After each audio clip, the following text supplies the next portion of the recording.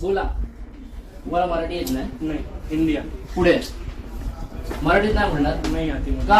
हिंदी आती. नोकरी कुठे करताय? Bank of Maharashtra. मराठी का नाही?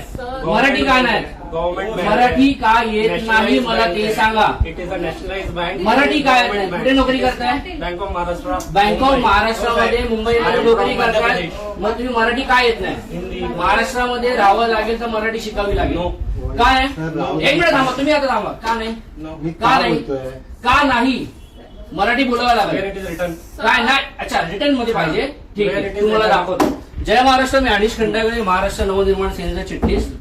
मी आता बँक ऑफ महाराष्ट्र माहीम मध्ये उभा आहे आणि हा जो माणूस आहे इथल्या एका आमच्या म्हणजे बँकेमधला कोणी व्यक्ती लोन घेण्यासाठी गेले होते, त्यांच्यावरती दादागिरी करतोय. आणि प्लस तो बोलतोय की तुमची भाषा उद्धट आहे आणि स्पष्ट बोलतो मला मराठी येत नाही.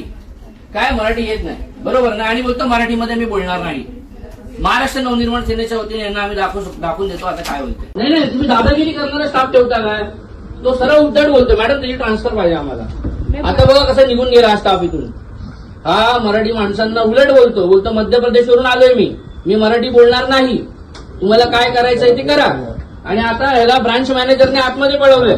मी मॅडमला स्पष्ट सांगितलं की याला इथून काढायचं, ट्रान्सफर पाहिजे, नाही तर उद्या 12 वाजता आम्ही या ठिकाणी आंदोलन घेतोय. धन्यवाद. जय जय महाराष्ट्र.